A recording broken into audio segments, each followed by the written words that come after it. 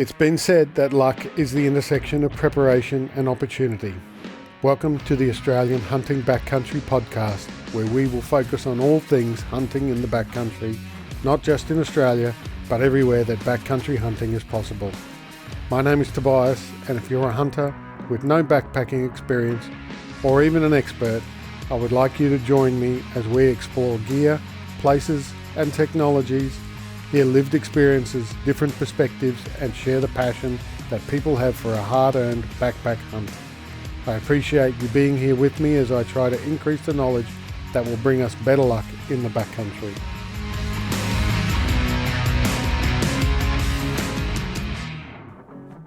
Welcome to this episode of the Australian Hunting Backcountry podcast, and today I'm very happy to be joined by Neil Sutherland from Tightlines NZ and Thane Young, who most people would probably know more as Rogee Productions on YouTube. Thane and Neil, welcome. Thanks for coming. Yeah, thanks very much, Tobias. Cheers, Tobias. Yeah. Neil, just give us a quick background about yourself and what you're doing and what you're here for. Right, sure, Tobias. Tightlines, who I work for in New Zealand, is a family company. Been around almost 40 years now. In fact, next year is our 40th. Will be our 40th anniversary. And we run a number of brands that we also run in Australia. We have an associate company in Melbourne called OSA, which stands for Outdoor Survival Australia. And we run the two companies, Tatonka, along with their tactical military side, which is called Tasmanian Tiger. We also do Hydrapak hydration. So that's mainly soft bottles, and also bladders, well. And also Mac in a Sack, which is a small package that contains a raincoat and also rain pants if you need them. We also do Nikwax, which is a market leader for aftercare products. So when your waterproofing or your water repellency, to be more correct, is wearing off your rainwear, you need to replace it. And Nikwax, which has a very good patented product, is the best thing for it. The last one really that we do is an accessory range called Coglins that comes from Canada.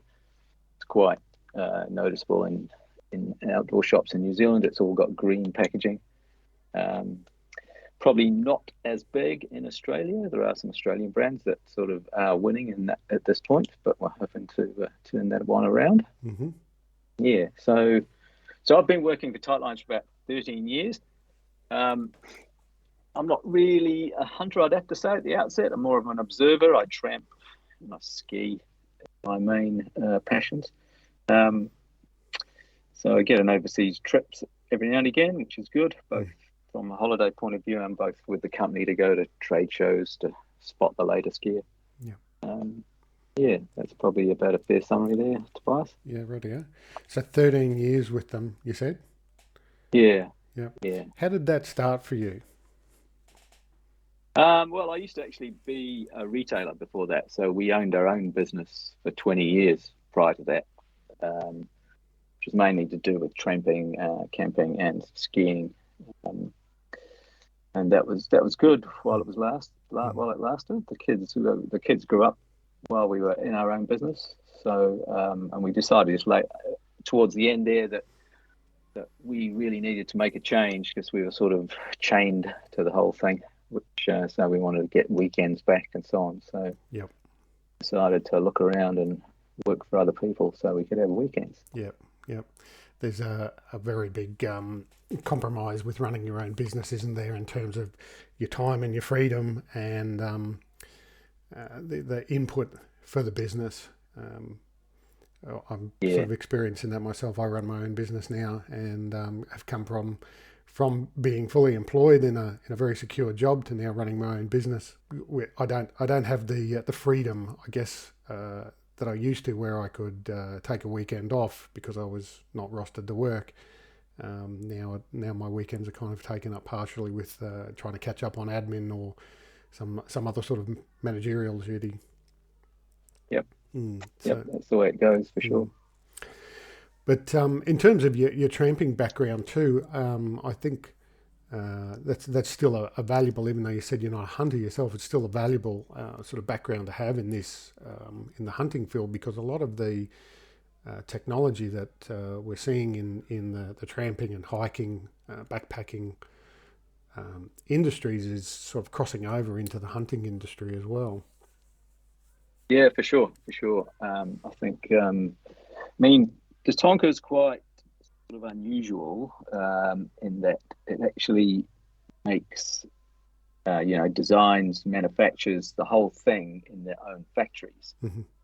If you just about think of any other brand of backpack out there, you'll usually find it is just a brand with a design office and a few marketing guys, sort of thing. Yep. And then they sub that out to factories mainly in China or other parts of Asia. Yeah. So Tatonka, been there. In the beginning, Tatonka, before Tatonka started, they were actually it was owned by a German family whose surname is Scheschinger, and it's now the second generation who's in control of the business. But originally, it was a manufacturer that made backpacks for JanSport, which was a reasonably big American brand, but which has actually faded lately.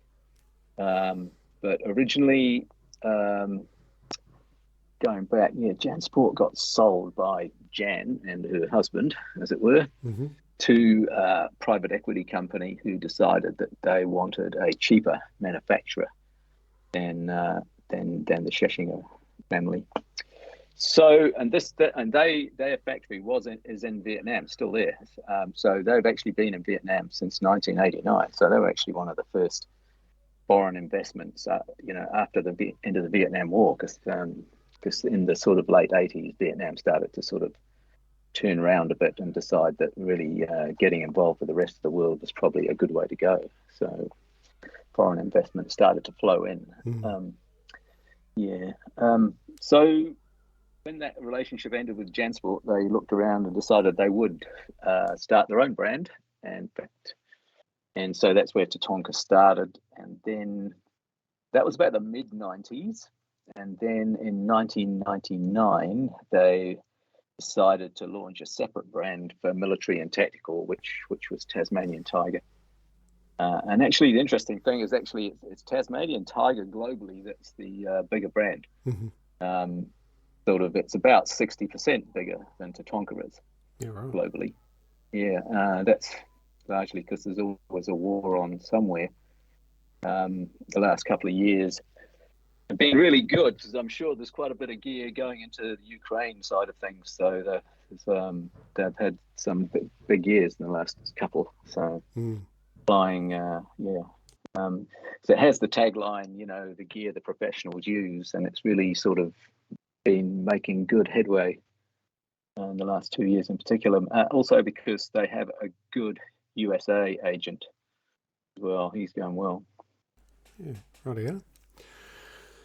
Thane. Yeah, okay. So I have a normal day job. The YouTubing thing is a sideline gig. I'm a regional manager for one of the largest civil companies here in Australia and New Zealand. I've been obviously a hunter all my life. I grew up in a family of hunters back in the days of they used to have deer culling back in the days here. So my dad was a deer culler, and sort of like most of us sitting here would be our dads are our idols, so we only follow in their footsteps. So having that strong sort of hunting background wasn't too long as a young fella. Wanted to join the military as well, so got into the military and did all those exciting things.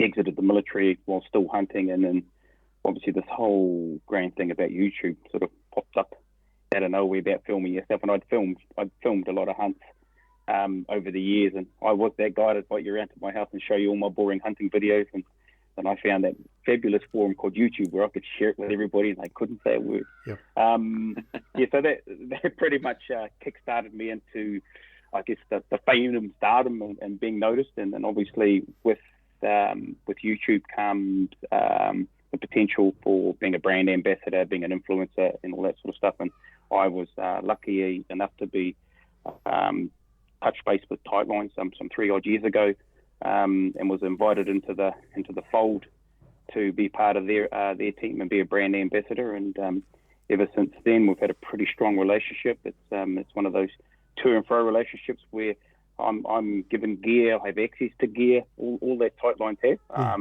to field test, promote, do reviews on, and importantly, Neil will talk to you about the journey we've had, particularly in that R&D space with one of the packs we've just recently launched. So that's pretty much me, mate. That's how I'm sitting here having this podcast with you. Yep. Keen to sort of support at the brand Tatonka. I've had a lot to do with it, and sort of how Neil and I have worked together doing the R&D on the latest modulus pack. So that's pretty much me, buddy. Yeah. And you didn't get an invite to the Deer Expo over in Victoria back in May. You need to talk to Neil and Leanne McLeod and Nikki about that. They've given me an invite to the Seeker show. I'm officially there this year. Right. So, but yeah, mate, you keep this podcast up, and I might get an invite for next year. Yeah, I'm sure it's looking good, actually. Yeah. Apparently, there was a lot of questions asked about me when I was over there because I had a big video of me over there launching the modulus pack. So yeah, we ran those videos on a loop. So no, it's good. Yeah, you had quite a good big display over there at the show, Neil. All the packs up on the wall and yep. Yeah, it was actually quite interesting, sort of getting feedback, because probably about 3 or 4 times a year I do, sort of cameo retail appearances, if you like that. And it's always good talking to the end users, because you talk to your retailers a lot and they tell you various things. And it's good to just have that balanced out by talking to end user consumers, for sure. You get a much better picture. And also sometimes the odd retailer gives you a bit of a bum steer. So it's good to just work out what really is required for our range. Yeah. I think one of the big things that the shifts that I've seen in the hunting gear industry is the companies taking on the feedback from and actually putting the product with hunters that actually use it, like yourself, Thane, and then taking that feedback and modifying and so forth, instead of just giving people a product and saying, this is what we're producing, here it is, suck it and love it or don't, we don't care. We're seeing that a lot more now, that product development and really taking on customer feedback. So I think Tatonka is, from the packs that I saw there, Tatonka's really put some ground roots type thoughts into the design and development of particularly these new packs as well. I think it's a competitive market too, mate. I think that forces the companies to engage with, like Neil said, the end users, and it's particularly to do with and Neil will talk to you about our development on our journey with the modulus pack. It's definitely been one of those toing and froing and learning, because I've got the thing on 4 days a week, pack training, and I'd come back and talk to him and we would have these discussions and further development. So I definitely think, looking at the other brands out there, the market is so competitive that you have to have the edge, and at the end of the day, it's the user, the buyer at the end. He's the guy that's going to dictate the market, because not just him. If you're talking to his mates or on a podcast or on YouTube, all that sort of stuff. So I think the market's wide open now. And something the companies are always looking for a little bit of X factor too. Yeah, and we're very much in this field led by the social media side of things too. And we all have our favourite hunters on YouTube and Instagram and so forth, and everybody loves seeing pictures of the hunters with their gear and doing gear dumps, and they've become very popular videos as well. And I'm a bit of a gear nerd too, so I certainly enjoy them. So, yeah, it's one of those things that you need to kind of be led by the reviews and have your influencers, in air quotes, sort of direct you towards those products. Like you said, because the market is flooded out there. There's so many choices, and you'll never know. Packs are like boots. You know, you can put them on in the showroom. You can walk around with them. You know, with a sandbag in it and so forth, and they feel great when you're on the level carpeted showroom floor. But get them out into the backcountry, put the weight on them, start side hilling, uneven ground, you know, all the rest of it. That's when you work out whether you like it or not. So I think, from that point of view, Thane, like you say, you know, you're out there constantly posting the work that you're doing with the packs. So that certainly gives a credibility towards anybody, towards the packs and their usefulness, and influence anybody thinking about buying one. Yeah, I think you're right, Tobias. There's probably a little add-on to that is that once the pack leaves the shop, you know, the work begins in terms of how you then customize it to your style of hunting, to your build, your frame, your expected sort of terrain you're going to be in.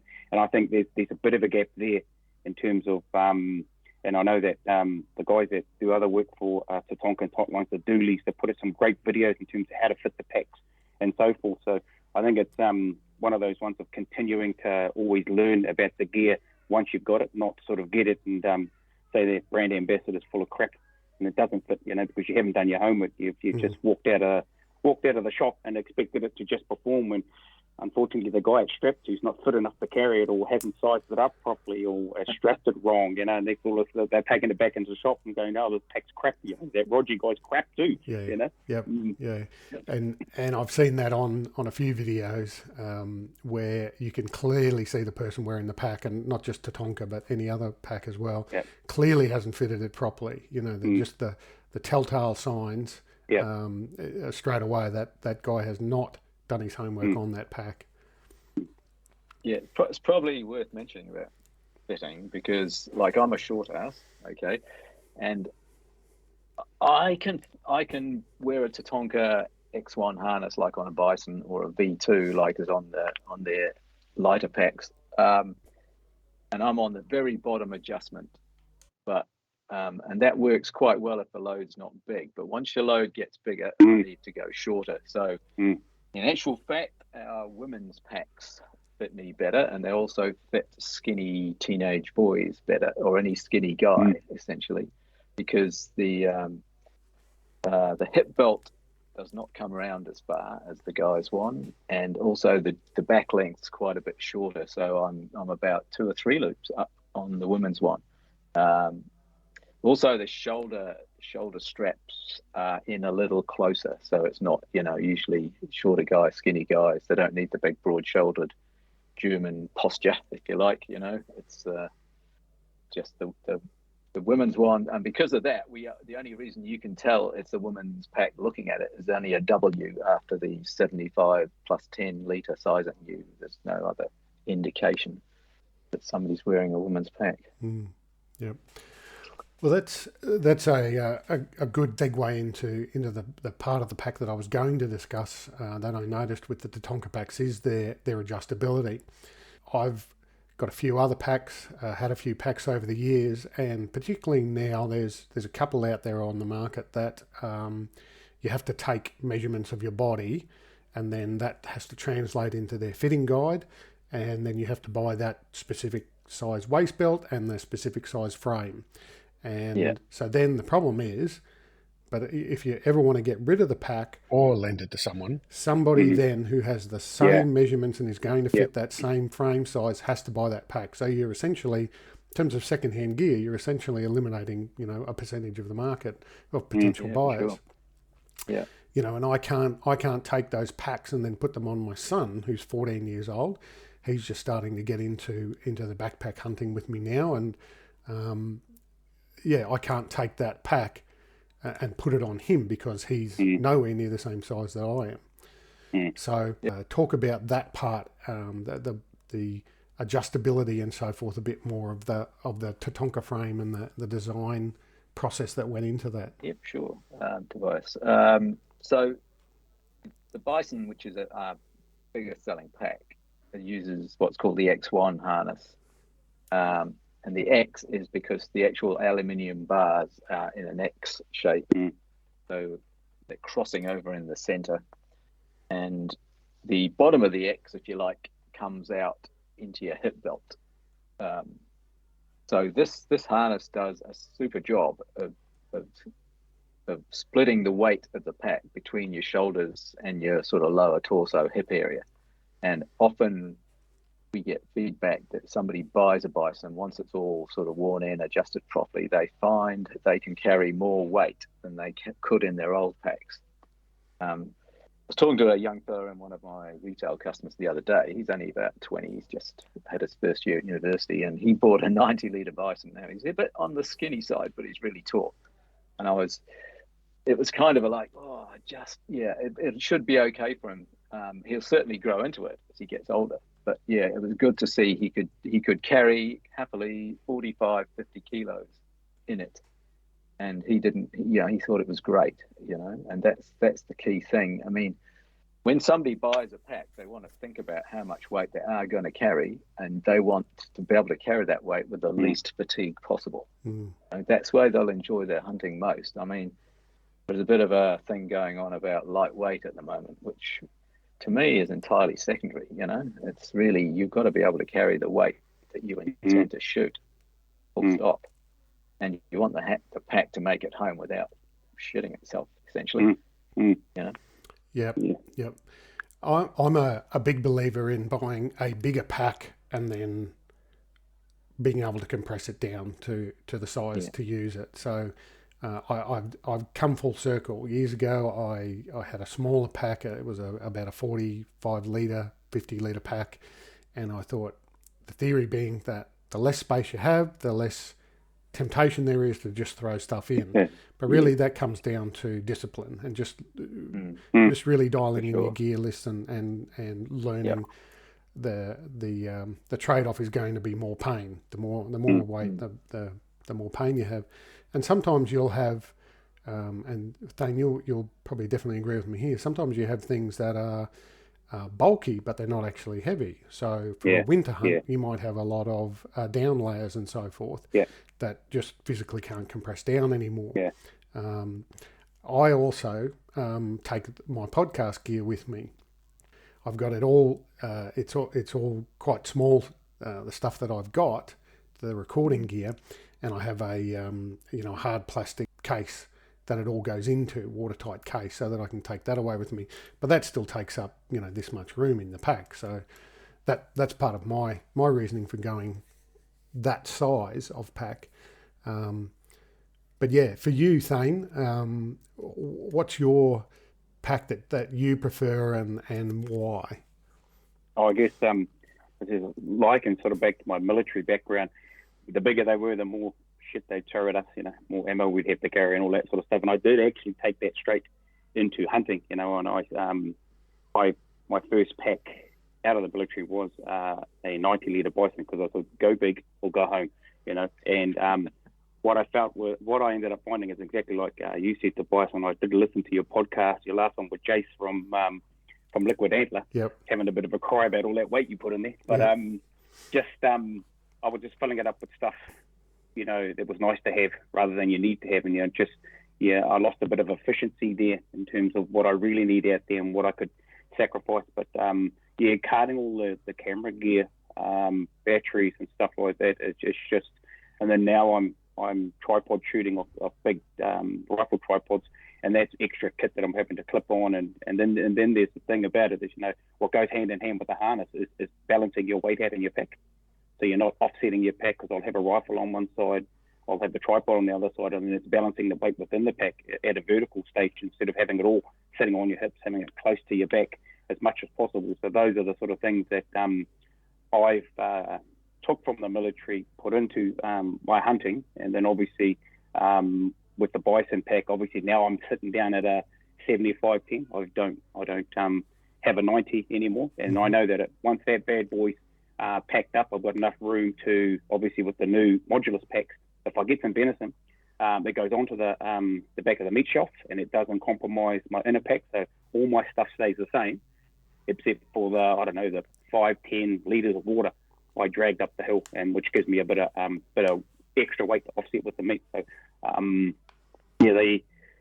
the discipline I've had to have over the years in terms of how I pack my pack, what I take in there, and obviously as I picked up sponsors with like First Light, the gears is light, it's durable, it packs down to zero, and the learning a bit more about layers, and we can shrink those sizes, we can only take what we need to take, and so I get a bit of efficiency there. But I think I'm sitting with a 75-10 at the moment for my main pack that I'll do anywhere from a 5 to overnighter if I need to, and that sort of covers me pretty well, for all the hunts that I do. Any more than that, I think you're just going to end up making a pig of yourself and taking in there way more crap than you need to take it, But yeah, I think I've settled quite nicely now on a 75 plus 10. I don't hit the 10. I pretty sit nicely around the 75 litre mark in terms of getting all my camera gear and all my accessories, shooting accessories as well, my normal sort of camping gear as well. Yep. There's John Barklow from Sitka Gear says, "What if weighs a lot?" And that's where that discipline, like you said, comes down to, is knowing that, if something happens, it would be great to have this, but the reality is it's just extra weight for it's like buying top tier of insurance, isn't it? Like, you may never use it, and have you wasted all that money? Well, maybe, but if you take in all that gear in, you're the one that's got to carry it as well. So there comes a point of a diminishing return. Yeah, definitely. Yeah, and it's interesting to note, at least in New Zealand anyway, we were selling 375 litres to 290s to 155 litre. But in the last couple of years, it's actually changed just slightly to 375 litres to 390 litres to 155. Yeah, right. Wow. So the big trips down to the South Island, Fiordland for a week or two, sort of thing, there's still the market for the big packs down there. Yeah. Well, that's the thing. In a 3-day trip or a 13-day trip, the only thing that's going to change really is your food. You're not really going to take much more gear. It's the same gear for an overnighter almost as it is for a 3-day or a 13-day. So that extra space just comes in handy for that extra food. So I'm just looking on the website here, where they say the 75 plus 10, where does the plus 10, so the 75 is 75 litres for the main pack, I'm assuming? Main pack, And then where does the plus 10 come into it? It's in the rise of the lid. So the lids are separate in Tatonka Packs. They're not sewn in on the just above your harness. So the whole pack can rise by 10 litres, and you extend the throat that normally you pull tight on and roll up, push down. So you extend that and extend the lid to cover it, basically. And the modulus frame. Now, this is something new recently, isn't it?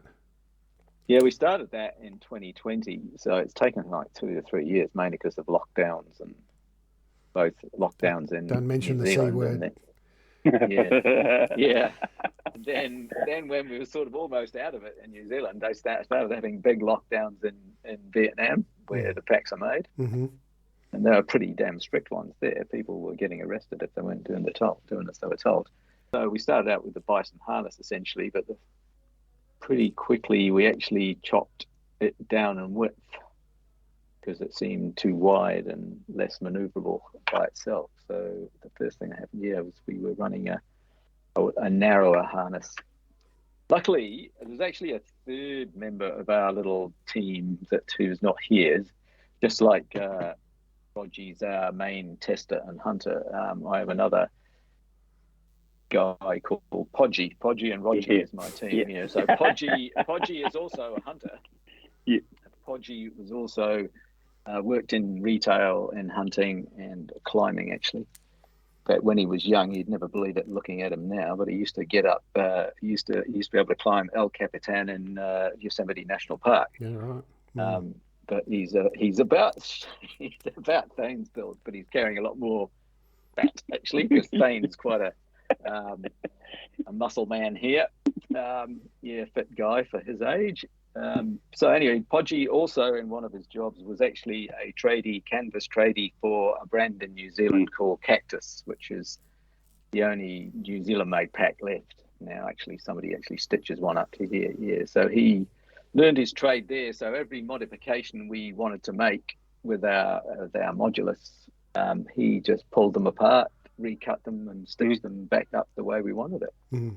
So yeah, and so in the end, once we sort of got him to do all that, we then sent some sketches really back to Tatonka, and they sent us a much flasher version of what we'd cobbled together here. So it was good. So we actually ended up having 3 prototypes that were quite different at the end. So the third one is what we settled on. Probably the major difference besides the width was, like a lot of the modular type packs, when you hook on one of their sacks or bags onto the frame, they basically attach at the bottom of the frame and then tip back to allow the meat bag to be put in the top.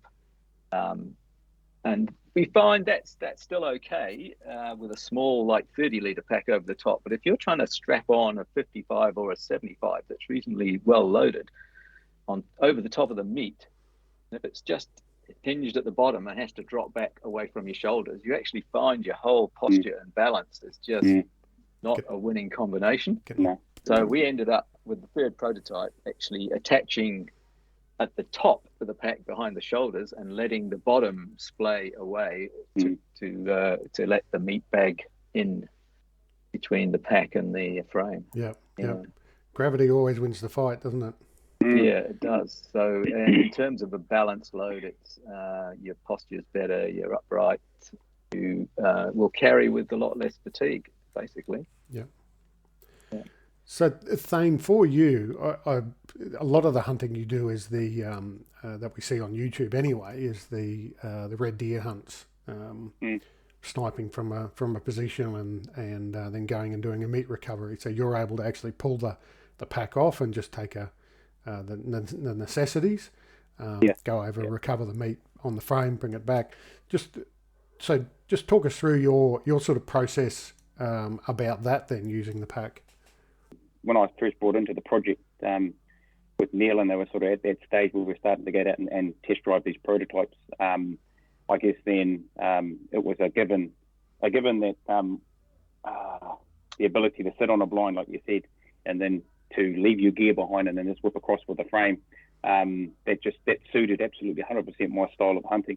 And as we sort of did our R&D together, I'd say, oh, this didn't work or that didn't work, and then but fundamentally, when we got the frame down to narrowed, and it was just about being able to, because of the modularity, being able to add pouches so you could take your knife over your little saws and stuff like that, and your meat sacks and so forth. So it's what we have now, so it's definitely 100%. It doesn't need to change for my style of hunting, and that's, I guess that's the thing about when I talk about the modulus to other guys, is telling them that it needs to suit your style of hunting. It's like Neil's talked about down the South Island, the boys are still humping on the big 90 bisons because you don't need to separate the pack away from the frame itself. But that was just a godsend to be able to get the frame, zip over there, go get the meat, put them in bags, and then sort of spread it out on the back of the meat shelf, and then just come straight back. And if you've seen a number of my videos, I just come straight back, don't fart us around, hook the bad boy, hook the rest of the pack on, and just go. You know, and that way, particularly with cleaning, you don't contaminate the rest of your gear as well. But you do get a bit of leakage on the bottom, but that's easier to clean the frame than it is to clean the rest of the pack out. So yeah, it's I've made a few modifications, adding a few pouches just to try and carry, put my knives somewhere else. But generally, I've landed on what I have now. Is it suits that sort of shoot from a fixed position and then deploy over as light as possible, just to grab your kit, grab the deer, bone it all out. I have been lazy a few times, mate, and try to just take it out with all the bones in, and I've regretted that big time when I've got back, and then my ass has been hanging out as I've been trying to crawl back up the hill with the rest of my gear on. So sometimes you need to learn the odd lesson, mate, to make you reflect on and be a bit more disciplined. But it's just, if I'm being honest, all the rest of my bisons that I've had in the past, they are sitting on the shelf collecting dust. I recently did a 4 or 5 day trip down to the South Island, took the modulus down there. I wasn't going to, I was going to take the big pack down there, but Neil kind of said, oh, it'd be good for you to take it down there. So I took it down and I didn't regret it. I was able to sort of shoot from the valleys at sort of extreme angles and then zip up there with the frame on, get the meat and the capes and the horns and whatnot, and come skittling back down. Same sort of principle, but I couldn't have thought of a better pack that suits my style of hunting. And probably, I guess another thing, I hunted with a good friend of mine who's got a competitor's pack, and we were really keen to see how they exactly the same thing, independent frame, same sort of thing you were talking about. Buy this, slot this over here, and he had 2 big carbon fiber aerials that stick up the top, and we shot a deer together and we went to recover, and he was so nervous about ripping and wrecking his pack. And then once we loaded it up, the difference in terms of the way the pack fitted and sat on the back of the frame was completely different with modulus. It was sturdy because we could strap it right in. It was a good tidy load. You had no sort of horizontal shift in the pack. You get that bit of a wobble on when the pack's not quite balanced. Unfortunately, my mate who shelled out a lot of dollars for this American pack, his pack was all over the place, and of course, I just lined him up and gave him stick the whole time. But I pretty much landed on the perfect pack for certainly my style of hunting. And like I said, a lot of guys here in New Zealand are very particularly getting into long range, do a similar sort of thing. So it's sort of really attractive to those guys. And then, obviously being out, I'm hunting a lot and sort of really demonstrating that technique of being able to strip your gear down and whip over there quickly and then grab the gear, clip it back on when you get back to camp and skedaddle back out to the car. So yeah, it's not unless Tatonka pulls something out of their asses. That pack suits me to the perfect, the nth degree. Yeah. The American hunting scene is somewhat different to ours in the terms of they have to do meat recovery. They're compelled by law to do the meat recovery. So you'll see a lot of the videos, they'll be doing multiple sort of trips. And I mean, an elk is a much larger animal than the red deer and even our sambar deer as well. So yeah, they can probably break the animal down a little bit more because they know they're going to have to do multiple trips, whereas we're sort of doing, trying to grab as much as we can and then getting out with it. And I know over here there's, that the heat plays a big part in that as well, about the ability to actually recover meat and you got to kind of pick your point and say, right, how much meat can I carry in one trip? Because everything, if I'd sit here for too long cutting up this animal, all of it's going to be ruined. So yeah. I have been told, as far as meat carriage goes, that you can get a moose hind quarter in a bison 90, but you won't get one in a bison 75. In case anybody's wondering, if they're heading up to Alaska or wherever. I've seen pictures of how big moose are, and I've seen when I was in America a few years ago, I saw a taxidermied moose. Alaskan moose, and if you can fit one of their back legs in a pack, that's impressive. Well, the 90 is actually a bigger circumference. It's not just length, okay? The 90 isn't that much taller than a 75. It's actually the circumference volume.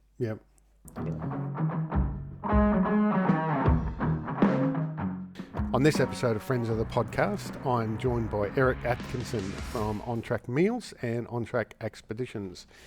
Eric, On Track Meals, gourmet meals for the outdoors is part of your advertising. Give us a rundown here on what we're actually looking at in terms of the food and the products.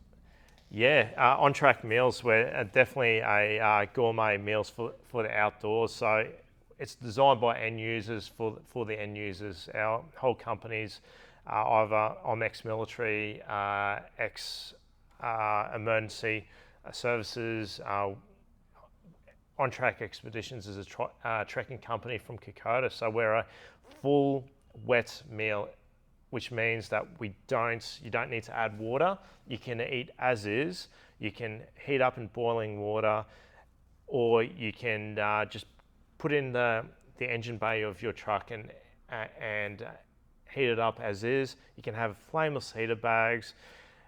You can eat it whatever way. You don't need water, and that's the great thing. So they're great for hikers going from A to B, because if you don't have a water source, you know that you can still eat itself.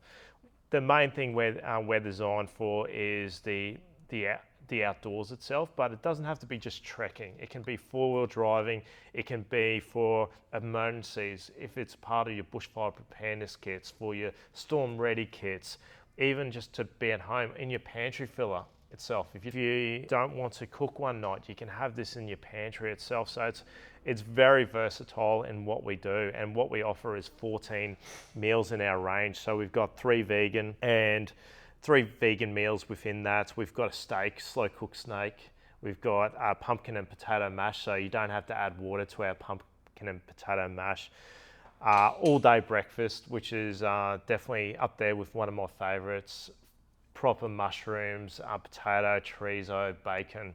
And we also have 2 dessert options, which is your coconut rice pudding, which is a vegan option for anyone that's vegan out there. And we've got our coffee infused rice pudding, which is definitely, I love it because you can either use it as a dessert or in the morning as a bit of a brekkie option to kickstart your trek or whatever you're doing throughout the day.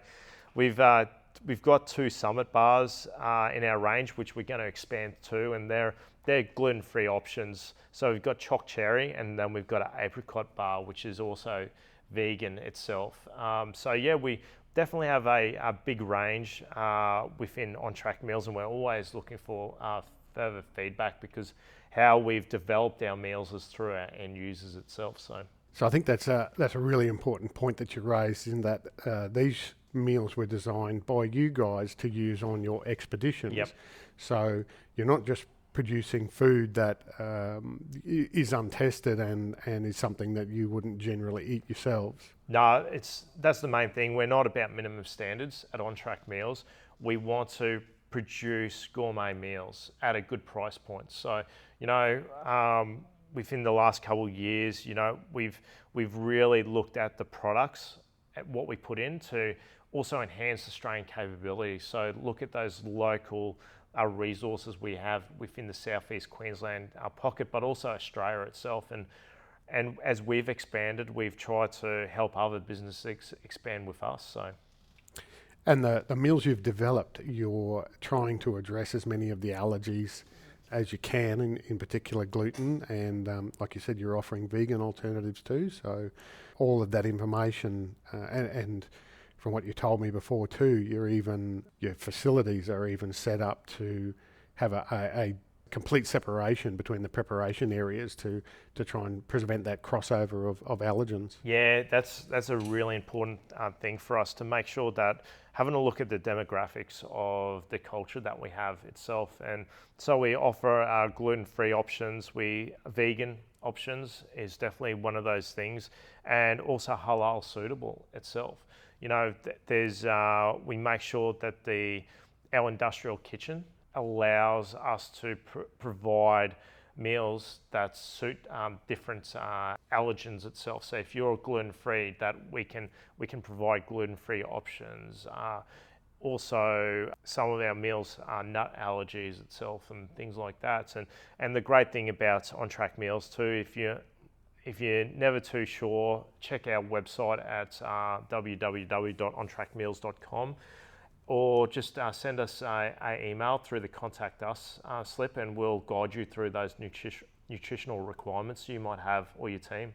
And in terms of longevity, how long can somebody expect one of these meals to last? Yeah, so we've got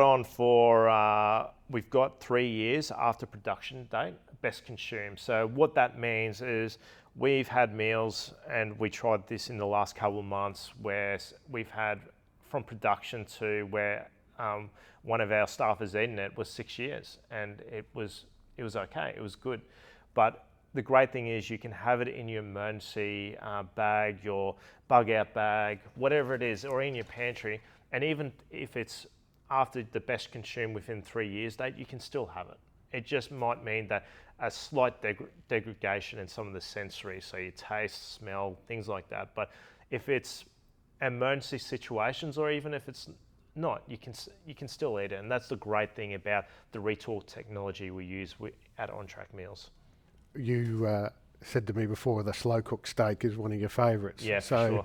If the steak becomes your favourite and it's at risk of selling out, you could stock up and just put it aside and leave it for a year or more for until your next trip comes up. And make sure you've got some. Yeah, that's it. Like most of the, and if you buy off our store, even our retail, one of the main things that we try to do, as much as we do, we want to give people as much shelf life as possible. So we're not a company that will sell to retailers or to our online store with 6 months before the manufactured of the 3 years. We want to try to give people out there as much shelf life as possible. Yeah. All right. So anyone interested in trying the On Track meals, where's the best place to get them from? So you can either get it from our web store, which is www.ontrackmeals.com, or we're in about 150 stores Australia-wide. So check out your independent stores, but also your BCFs, your Tent World, Paddy Palins, your Wild Earths, any of those big adventure or camping stores itself. So. Yep. And are you on social media? Yes, so you can catch us at either Instagram or Facebook at On Track Meals. So. Okay, great. Well, we appreciate you coming on today, Eric. And as I said, all about supporting Australian-made and Australian-owned businesses, and On Track certainly identifies with that. So I look forward to testing them out myself. Cheers. Awesome. Thank you. If there anyone interested in trying On Track meals, Eric has kindly offered us 10% off on the web store using the code Backcountry. Please jump on, grab yourself some to try out or take on your next adventure and support an Australian and veteran-owned business. And you mentioned Jason before from LiquidAntler. I see one of the things he has got recently is the dual pack system. Modules. So the modulus must have it might be the 75 or the 55, and then I think he has a 30 litre pack to go on it. So you can hike in with one, have the little one rolled up in your pack, and then set up your camp and day hunt out of your base camp with the 30 litre.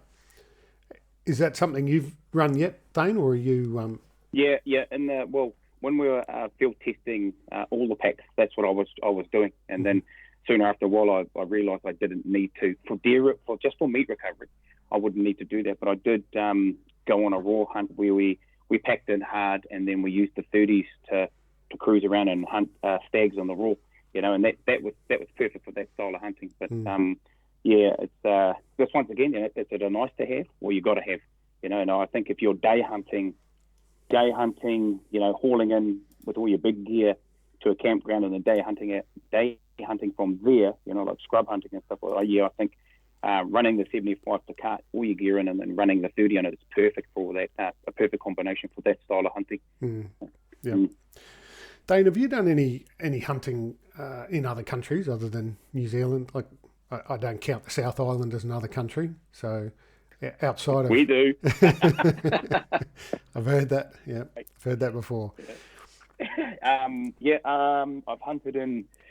I've done some hunting with the military, if you want to call it hunting. But I've done a fair bit in the jungles of Malaysia on some combat survival stuff. But that, technically hunting monkeys and pigs and stuff like that. But I was a gamekeeper's assistant over in Scotland for about 6 months. Yeah, right. So and I'll tell you a story. Because over here. You get that basically in the dock land, in the public land, you got a firearms license, you get a free dock permit, you can go out and just kill as many deer as you want. So I still had that mentality that basically if it's running around, I can kill it. So I get over there. First job, I actually ended up looking after a flock of sheep, and lambing, a bit of sort of that background as well. And I was given a 22 because the rabbit problem over there is prolific. Right. And they said, "Oh, well, we'll give you a 22 and a brick of ammo, and you just out when you're mustering and stuff like that, checking on your sheep, just plonk over the rabbits, you know." So I went out there and I shot, I think, about 200 rabbits the first night. They renegotiated the fee after that, and then I thought, oh, well, that's pretty cool. And then I think the second night I went out, come around the corner, oh shit, that's a deer. Didn't even hesitate, mate. Up, pop, with the 20 right on the eyeball, dropped them. Anyway, it was this funny looking deer, this little short ass deer that's smaller than a fallow deer, and it had these funny little straight antlers that went straight up like this. Yep. Oh, looked like sticks, you know. I thought, oh, it was a deformed fallow deer or something. Took it, chucked it on the back of the quad bike, proudly just trundled back down to the farm, come around, and because we worked for an English lord at that stage, and all the Scottish boys, and that was sort of local lads, trundled in there with this, what I thought was a deformed deer. And then they absolutely lost it. They said to me, "You silly Kiwi, we've got to go dump that now." Why is that? Because that's a $10,000 buck you've just shot. That's a trophy roebuck. And oh my God. Yeah, so that was my first introduction to shooting deer overseas. I pretty much sat with the gamekeeper after that. I wasn't allowed to shoot anything else. Yeah, only rabbits. But yeah, I shot muntjac.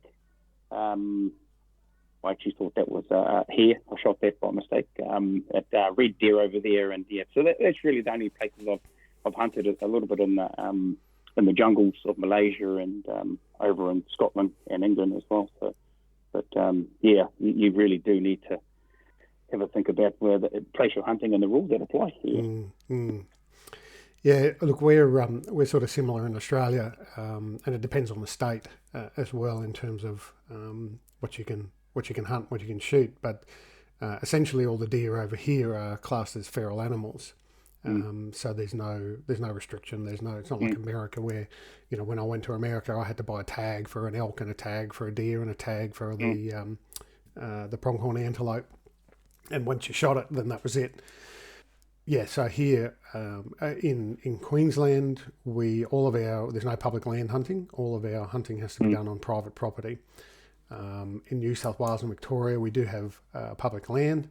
In New South Wales, it's sort of managed by a body, and you can apply to go on to a patch of public land for a certain period of time and that sort of thing. And Victoria, it's a lot more open. There's larger. You can hunt in the national park there and so forth. But in Queensland, it's I guess because they're all on private properties, we try and, well, those of us that are sort of that way inclined, we try and manage the herd a little bit, and you know, it's not just going out and shooting whatever you see, but so giving the stags an opportunity to grow and reach them sort of trophy potential, and managing the male female version ratios and that sort of thing. So yeah, so it's interesting. New Zealand's similar, very similar. I mean, you guys have obviously got some balloted areas, and some of the public land over there. My understanding is quite a bit of the public land, the herds are sort of managed. I wouldn't say they're all behind high fences, but they're certainly they're worth money to the landowner more than they are here. Yeah, no, it's definitely a big percentage of the public land. It's a free for all, other than, you know, abiding by the rules set by the Department of Conservation. But anything outside that is just like you got private land, and then you have your safari parks that you know, that are there to grow deer for tourists and clients and stuff like that. But I think really people, and I get a lot of feedback on my YouTube channel, they just can't get over how we can just go out into the scrub and just have a good old blaze up, you know, and shoot animals and just take the back legs off if we've smashed up the shoulders, or just a set of back stakes if she's really no good. You know, and it's just, and the same thing for over here. If we don't get those deer numbers down, and you would have heard of this, the Department of Conservation will introduce the green rain, you know, and we'll have 1080 poisoning all our animals. And so we've got to do our bit, as hunters and conservationists as well. So I'm going to say we're very lucky to have the ability that I can drive an hour out of town and I'm into public land, getting animals. So very, very lucky, very, very spoiled, mate. Yeah. Well, similar over here, the in Queensland, for example, the landowners are actually responsible for managing the feral animals and invasive plants and so forth. So if the inspector comes on the property and watches a mob of 100 red deer running up the back, you can guarantee they're going to be coming in with waiving the legislation and so forth. So anything else about the packs and day packs that you want to talk about or mention? We could mention we do have a couple of lighter weight packs coming later in the year. The bison, I guess, weighs in empty, I suppose, around the 3.2, 3.4 kilos, depending on your size. So we've got a model called the Swift. That'll be in a 60 and an 80 litre, and they'll be sort of 2.5, 2.65 kilos. They're made with the V2 harness, which is the sort of one harness down from the X1 models. But we decided to look into it when Tasmanian Tiger got an order from the German army for 30,000 80-litre packs, which have the V2 harness. So they would have had quite a good testing program for that and decided it was soldier-proof. Not a bad order to receive, is it? It was actually 60,000 packs in total. They did 30,000 30 litres as well. Right. Yeah. And I gather they just won a tender for the Swiss Army as well. So things are looking good for those guys, TT, as we like to call it in-house. So the Swift 60 and the Swift 80 have got V2 harnesses. We've kept the full front opening of the bisons because we've surveyed customers several times, thinking we could probably lighten the pack up by taking the big front zips out, but everybody likes the ability to just open up the fronts and unload really quickly. So we've left that feature in. So those should be showing up around probably by November, I think. Thane's done all the testing. He loaded up to over 40 kilos with those packs. So we are confident we'll have something that stays together in the traditional Tatonka way. Yep. I heard out straight away. First day out, I shot a stag, like a really big old stag. And I thought, how the hell am I going to fit this in here? But I got all the meat in there and the antlers on the back there, and but it did put a bit of a squeeze on the ring piece on my walk out, but she handled it. I was really worried about, it's lighter in its construction, and the V2 harness was a bit worried I wouldn't have that stability, but she handled the gentle. No sweat at all. I actually said to Neil I had to stop wearing it because I was training with it as well, putting 30 kgs in the pack, and it was so comfortable and sort of lighter to a degree than the sort of more rigid modulus. I had to take it off because I think it was making me soft. So I had to go back to the modulus. That was only the smaller one, the 60, because the 80, he actually hasn't seen the 80, actually. But got one in the garage now, if you want to come and have a look and have a ride, take it for a walk. Well, I guess the other thing, Thane, I probably should get you to talk about is from a hunter's point of view, what are the features and advantages of the actual pack itself, the layout of the zips and the lid and the internal pockets, external pockets, all of that sort of stuff. Yeah, I guess I think it comes back to that age old thing about knowing your gear and understanding your gear and equipment before you head out into the hills. And we did put a series of videos together for the modulus. I did a tips and tricks on how to adjust the load lifters and stuff like that. When your pack starts to stack up high, then you can shift the load lifters up high just with G hooks and so forth. But I guess we can put a lot of these videos out, tips and tricks in there, but it's really down to the guys to really take it on board and maybe suffer a bit out in the field to go, that's what he means. I mean, I was no better until one of the Tightlines reps, Benny Stasons, many moons ago, said, your load lifters are absolute crap, while I was in an Instagram story. And I said, what are you talking about, mate? And I had a good look at them, and they were rubbish. I had them set all wrong, and once I adjusted them, they were bang on. But I think the Modulus is sort of the perfect pack for the New Zealand weekend hunter that wants to maybe squeeze it out and do a South Island trip for 3 or 4 days. Very similar to your guys' sort of high country type hunting. Walk and set up, and be able to sort of deploy across the, put a small pack on like Jace does, and zip across and be a bit more mobile, but yet still have the rigidity of the frame on the pack and the ability to slot that meat in there. We worked a lot about the modularity of the pack back in the day, and it's the ability, because Tatonka or Tasmanian tigers will have the ability to chuck pouches down the side, and they've just upgraded the pack straps. Neil and I have been talking about that. They've made some small alterations to the pack straps to make it far more comfortable. But I guess if you're doing sort of my style of hunting, where you plonk in, sit down, and you take a big pack in for a couple of days, and you want to detach that and then go lighter, it's just it's perfect for that style of hunting. And you don't want to, like I said, the thing is not getting all that blood and guts all over the rest of the interior of your pack. But in saying that, we did look at something for the Swift where, because you don't have that ability to separate the units, it's one whole unit, be able to compartmentalize the meat inside the pack. So we looked at putting some straps so you could hold the meat sort of in the middle of your back, not too low, so you can hold it there so that weight's easily or better distributed, so you're not sort of got it sitting too hard on your hips.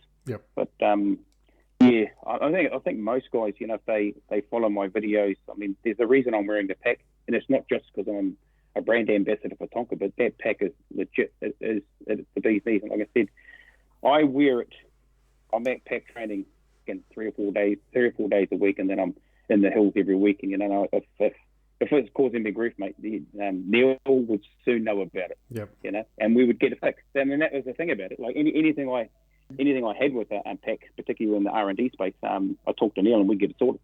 But most of it was just around the modularity, being able to tweak a few things. But and I guess you've got Jace from LiquidAntler over there.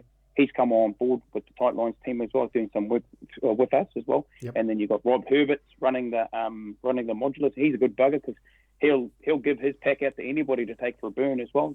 So I think maybe having a catch up with those boys, talking to those guys at some stage about how it works for your guys' style of hunting. But I can only advocate for how I hunt and the guys that I hunt with. That the packs absolutely bang on for that style of hunting. I have seen, I think it was the Red Stag boys chuck the whole bloody pig on the meat shelf. Well, not a whole pig, but it's something like, I don't know, maybe 15 kg pig. Chucked it on the back, then hooked it back up the hills. So and we've seen some, since they launched the pack, we've seen some really pretty cool photos of the way the boys have just chock-a-blocked it up with meat and then put packs over the top. So it's I think the pack has launched really well in New Zealand, and looking forward to getting guys like Jace and Herbie and that see how they go in Australia. I think there's definitely a lot of potential there, because there's a lot of similarities in the hunting styles, in that backpack, and even the day hunting. Like I said, in Queensland, we're hunting on private property, so they're generally not that big. So everything can be done from a base camp or out of the back of your ute sort of thing. So you don't need to set up you don't need to carry your camp in and set up and so forth. But then the challenge is getting as much of the meat out as you can. So I think that's sort of where they're going to come into their own. Yeah, I think there's just one thing I sort of add about particularly the modulus and the bisons as well, was just the durability. Like I took Neil and I showed him my pack, man. I've hammered that pack, mate. I've had maybe 50 deer on the back of the sort of like the final prototype. And I'd take it and show him, like, it's just, other than a few rub marks. I mean, and we had some concern around the fiberglass rods that run up the side. We were really worried that. But I'm telling you, mate, I've had that loaded at 50 kgs and had antlers strapped to the back and cinched it right up hard. It's just bloody things just don't budge. And I've got to say, it's the strength of the pack is a benefit to us guys as well, because we're most hunters are pretty bloody ruthless on their gear. I'll just chuck it down. So yeah, that pack is withheld 3 or 4 days with 30 kgs on pack training, and then strip that off and then go into the hills, get it all covered in blood, and then bring it back, wash it, and then start off on Monday again. I've really pushed that particular pack right through its paces, and it's just held up. There's no damage other than a bit of cosmetic stuff, Yeah. So yeah, I'm just if you want to, and at the price point, I think we should be talking about, but that pack sits way below the big brands, the big American brands and stuff like that, and I know it'll just outlast them, mate, because like I said, not too many people hunt as much as I do. I'm out just about every weekend, but I know that I'm pack training every week, and the pack just absolutely handles it, mate. Absolutely handles it, and most hunters are a bit budget conscious, so they don't want to have to replace the pack, in a couple of years because it's ripped, torn, or or the stitchings come apart and stuff like that. But I can vouch for its construction and its strength, mate. I won't say it's bomb-proof because you need to say things like that, but that's pretty bloody hardy, mate. Pretty bloody hardy. Yeah. That's a really good point you raised about the price point there too. Obviously, doing this sort of thing is not cheap, and I'm a big believer in buy once, cry once. If you put the money into quality gear, then there's a certain expectation that comes along with that as well. And everybody's looking for a good deal, and if you can get, you don't need super duper high end gear. Not saying that Tatonka's not that, but you don't need the best of everything to be able to get into this sport. So if you can get yourself a really good pack at a really reasonable price, and it's going to last you 10 years or so, then over the course of that 10 years, it sort of evens out, cost per year. So, like you said before, some of those American packs, by the time you get them over here, pay for the exchange rate and so forth, they're really expensive bits of gear. So I think that's definitely another good selling point for Tatonka is I guess, Neil, if I can say that they're really value for money. They're definitely not the lightest packs out there. That's true, and we never will be. I don't think, exactly. Because we've sort of got the reputation for holding together. So and that's more important than being light to us. So we just we'll have to. The people who are looking for the ultralight stuff, we won't be in that market. No, but some of those ultralight packs, there's no way that they can do anything near what you're doing with them. Yeah, exactly. Not even close. Yeah, and they might be great if all you want to do is walk in, shoot a deer, and then walk out with the antlers over your shoulder and nothing else. Great, but in terms of functionality and being able to also transfer into because I know myself, I've hunted in America. I want to go back. I want to hunt Alaska. I want to hunt New Zealand. I was supposed to years ago, but what happened there. And so I want these things to be, across the board suitable for all of those sort of things. That's a great point and something worth noting. Really noting. Tatonka bringing any other of their items into Australia, Neil? I see you've got tents and some other accessories. Is that all available to Australia? Yeah, that's all available. Although at the moment, with this time of the year, there's not much of that sort of product there, either in New Zealand or Australia now. Stocks are a bit low.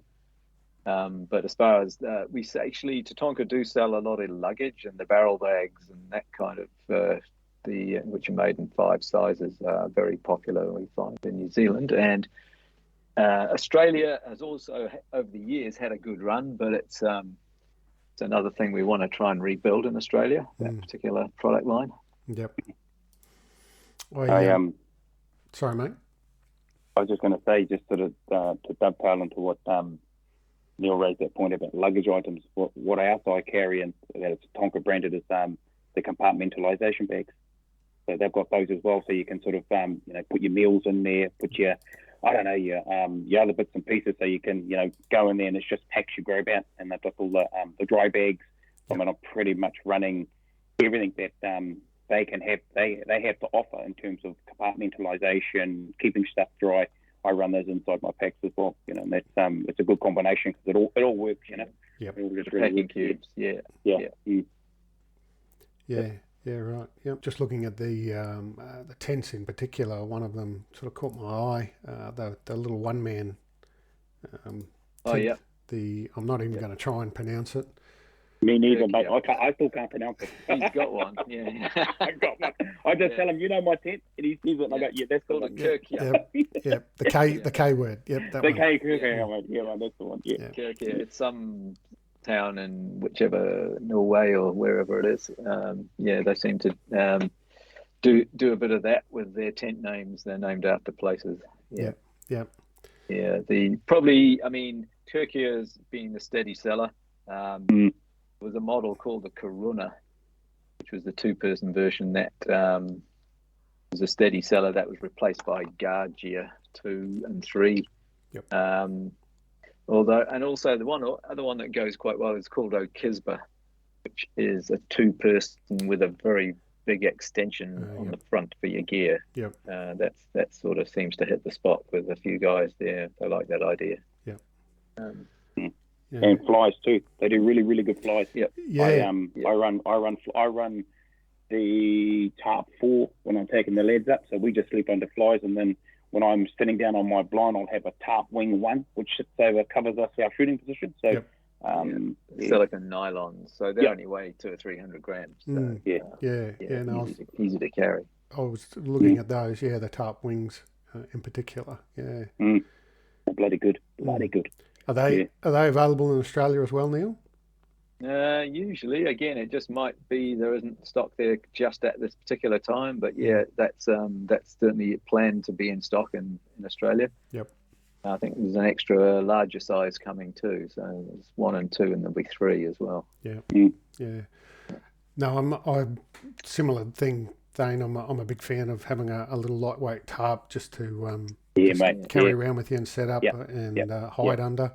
And Jason and I, actually, the first podcast we recorded, we were hiding under my tarp as it was. Yeah, that's right. I heard you. The rain put a pattering off it. Yeah. Raining and then started snowing. So it was interesting. That Kirkja tent, I have a Hilleberg Acto tent, little one-man one. And one of my criticisms of it is the height from when you're laying down from the end of the tent, and the height over your forehead. Over your face. Yeah. So I see that one there with that little second pole kind of may resolve that issue. It is a good shape. We're actually also looking at some tents to do under the Domex brand, our own brand as well, because the one area where Tatonka is missing is in lightweight domes. They tend to stick pretty solidly with the tunnel designs. Which have their place. But if you want something that's really freestanding, a tunnel is not your design you need. So we're looking at trying to complement it really, so we can get both customers instead of just getting one of them. Yeah, that ability in those tents, the Tatonka ones that I'm reading, the ability to have the inner attached to the fly to put it up all in one hit. So if it's raining, snowing, you don't get in, it doesn't get wet before you. I think that's invaluable. Yeah. That is one big selling point for me for the Hilleberg, and probably would be for those ones as well. Yeah, it is. It makes for very quick pitching, and if you need to, like you say, you can haul the inner out if it's snowing or raining, keep that dry, and pitch and take the fly down afterwards. You've mentioned the Domex there. Now the sleeping bags it seems to be the flagship for the Domex range. Yep. Is that what you're running, Thane? Yep. I've got the full range. So I've got the. I sound real greedy, but someone's got to feel PC. Yeah, exactly. But I've got the full range for all seasons. I've got the super light, got the new Halo 2, and then I've got the Halo XT, which is their alpine bag. So and I've just pretty much used them in every environment, all the suitable seasons and so forth. But there's that crucial one where you interchange between that sort of summer, autumn, and winter, not getting caught out and running the bag that's too light. But no, I just love those bags. I mean, particularly we got a bit of condensation on us at on the South Island trip, and we just hung them out, mate. And we weren't compromised on the middle. They do have a Nick wax coating on the outside, so it waterproofs them to a degree. Yeah, so just of course I always run them with a liner as well. It just, I don't know if you've had those horrible sticky sleeping bag situations where you've crawled into it after a hard day slog on the hills and you're still a bit wetty and sticky and all that sort of stuff, and it's not certainly doesn't smell very nice, but I like to keep a liner in there to keep the sleeping bag as pure as possible, and just wash the liner when I get home. It's certainly a hell of a lot easier washing a liner than it is trying to wash a sleeping bag. So exactly. I've ruined the sleeping bag actually from washing it, so I swore I'd never do it again unless I really needed to. That was the tar trip you're referring to there. Yeah. So I had I had the gangster bag down there, the XT, but like I said, just run that plus with a liner. Yeah, I was toasty pie. You actually had to roll out of it a couple of times, but not roll it out too far, roll out into the snow. Yeah. But that's just I've never had a problem with being able to sort of my bags. I've had Domex for a few years now, and they've just been bloody great. Yeah, never been cold. Put it that way. Never been cold. Yeah. It's worth just explaining actually the Nick wax coating, like it coats the down. It was going to be my next question for you, Neil. Yeah, tell me about the down that you use in them.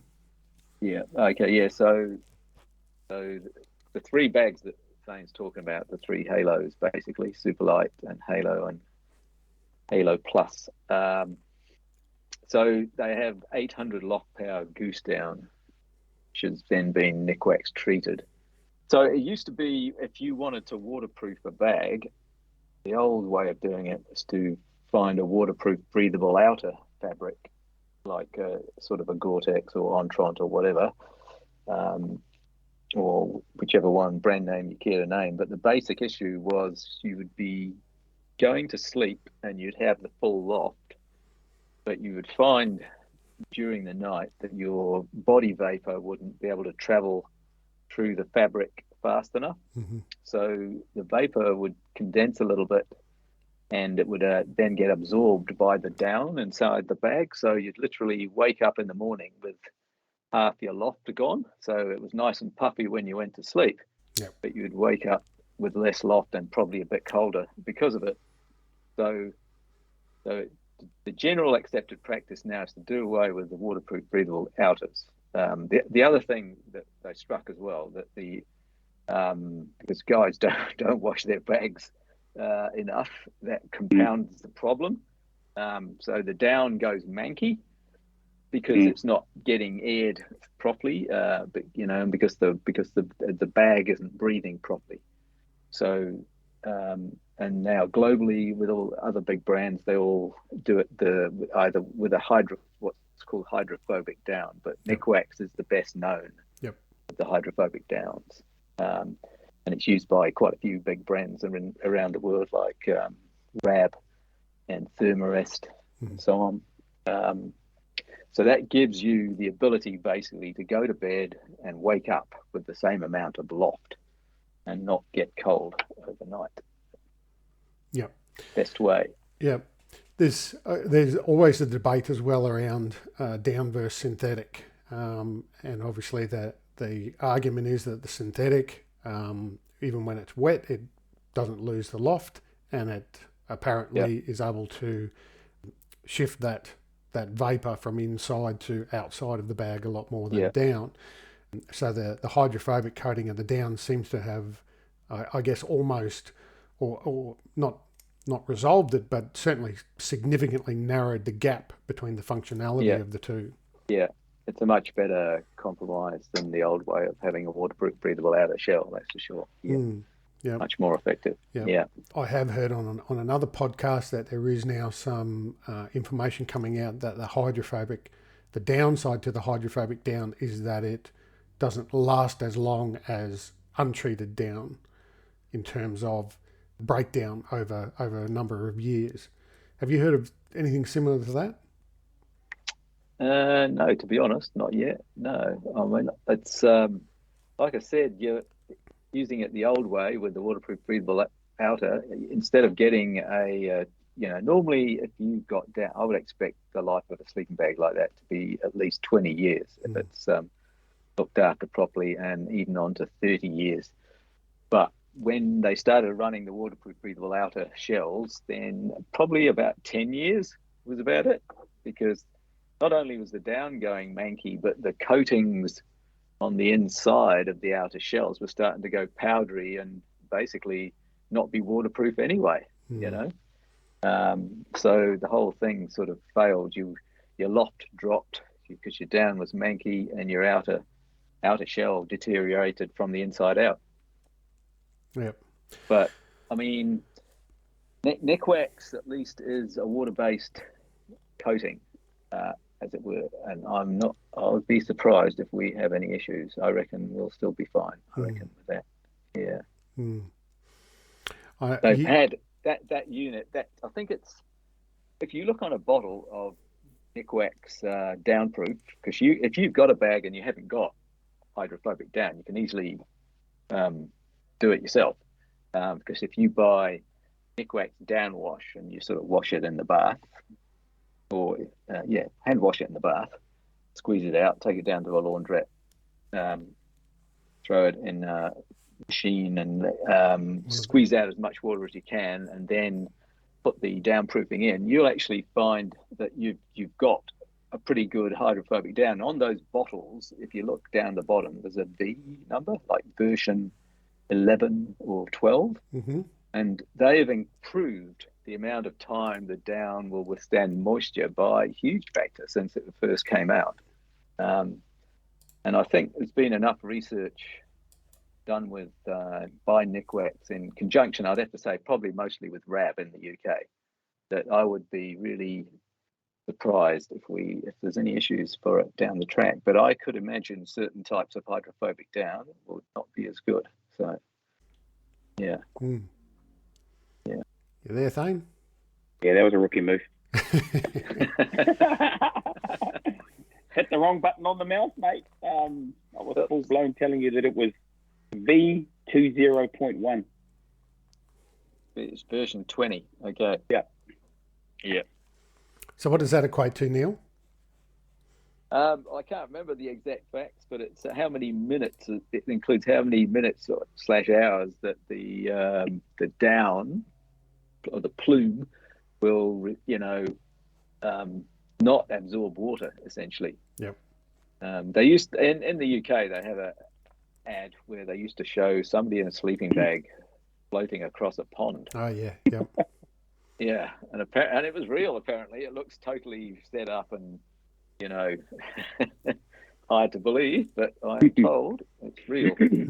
So, I've seen videos of people putting the down into a bucket and then literally, and it all floats on top, and then they're literally having to push it down to try and drown it, and it just floats back up and the water kind of beads off. Yeah. Yeah. Yeah. That's kind of the quick test when somebody sends you a hydrophobic down or down sample and says this is our down, and because the guys who make our bags also have other hydrophobic downs, and the quick way to just check how effective it is to basically put it in a bucket of water and see if it sinks or not. Yeah. Many years ago I had a mate who used to manufacture some of his own camping gear, and in particular he did sleeping bags. And I had him actually make me a sleeping bag and put a Pertex liner over the foot of it, because the foot of your sleeping bag during the night would touch the inside of your tent. Condensation had come through. Then all the sleeping bag gets wet, the down gets wet, and all of a sudden you wake up with cold feet.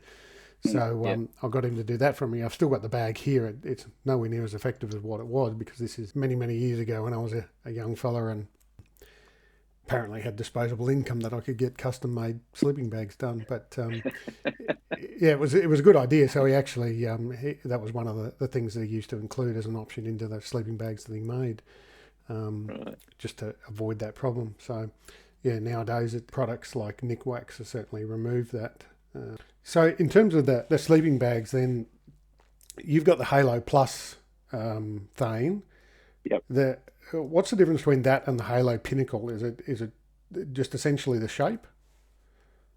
No, I should answer that really, because the Halo Pinnacle replaces the Halo Plus.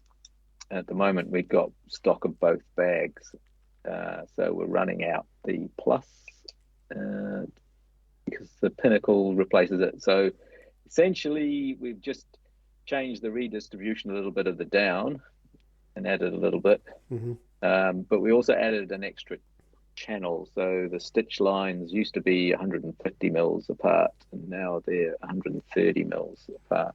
So just trying to control down movement more so. The outer shell is also slightly lighter. It's a 20 denier stop as opposed to being a 30 denier plus.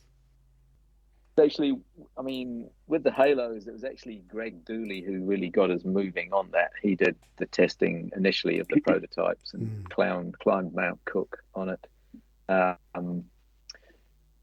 So the 3-season model is by far the most popular, and that's how we sort of get our. I mean, Greg Dooley, his idea is usually to use a 3-season bag in winter, but use a down puffer inside it. Layer. That's kind of how we do our ratings. So the Halo, which is our bestseller, the 3-season bag, we give it a -10 rating, and that's assuming somebody's wearing clothes and thermals plus a puffer. And also the testing was done on a Thermarest Neo Air. So again, we're assuming, or we're suggesting, you should at least have a R value of at least 4 for your mats, or 4.5, sort of around that area.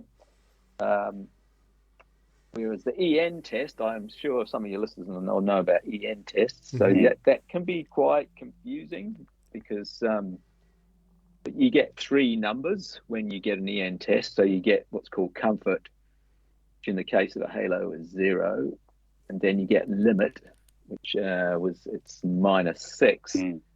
And then you get the extreme rating, which is -22.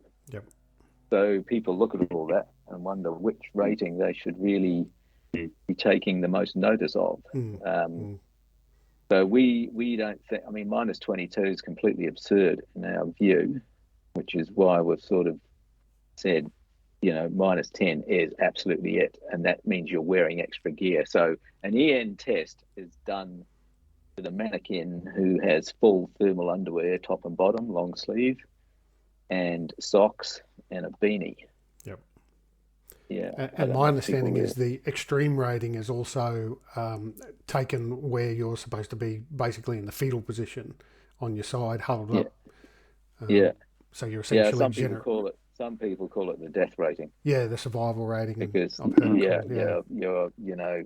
So it's where hypothermia sets in, essentially. So and you won't sleep. So what's the point of having a rating like that? I've never been cold on my sleeping bag, boys. So I used to be cold. I always argued against the rating on the bags that I got, and I mean, granted, I wasn't buying the best quality ones either until I sort of got that custom made one. But I realised that part of your sleep system should include your clothing as well, and a down vest, a down jacket, and even down pants. and that you can get in a sleeping bag wet and use it to dry yourself out as well. I used to I was in the habit of carrying a different set of clothes to sleep in, so I could get out of wet clothes, get into dry clothes and so forth. But then you've got the challenge of getting up in the morning and putting on those cold, wet clothes. Wet clothes. Yeah, which is not conducive to wanting to get out of your sleeping bag. No. Well, there's those bag liners as well on the website there, the Domex ones. They're the ones you're referring to, Thane. Yeah. Yep. Do you find that the silk is better for warmer and the polyester is better for winter? Well, I like the polyester, mate. I don't like that slippery feeling. Yeah. Yeah, I've got the polyester one. Yeah. It suits me. Yeah. But yeah, I've used it the silk one sort of in summer just to keep their back, because it's pretty warm anyway. Yeah, just to sort of capture a bit of your sweat and skin oils and so forth. Yeah, might chat about the Hydrapak line now as well. Well, I've got I think 4 Hydrapak items that I didn't realise you guys actually did when I first reached out to you. I didn't realise Tatonka and Hydrapak were sort of from you guys. So I use the Hydrapak bladder for inside the pack. I have 2 of the 1 litre stash bottles, and also have one of the larger Seeker, I think it is, that I use in camp for water. I've had, Thane, you probably sympathise with me here, but I've had bladders in the past inside your pack leak, burst, not seal properly, just design flaws, I guess. Obviously, there's a very popular brand that I have tried a couple of theirs, and in the end, I didn't like it. It just didn't suit. It might have suited what it was designed for, and I'm going to suggest it was probably designed more for a military law enforcement application. Obviously, very well designed for that sort of application and function, where you could fill it from a tap, more or less. Something when you're in the backcountry and your water source is not as convenient as a tap, I found it didn't work as well, and that's why I ended up going for the Hydrapak. And then part of that, I found the Hydrapak 1 litre bottles. This is not a criticism at all of the hard bottles that are very popular and you see quite a lot of.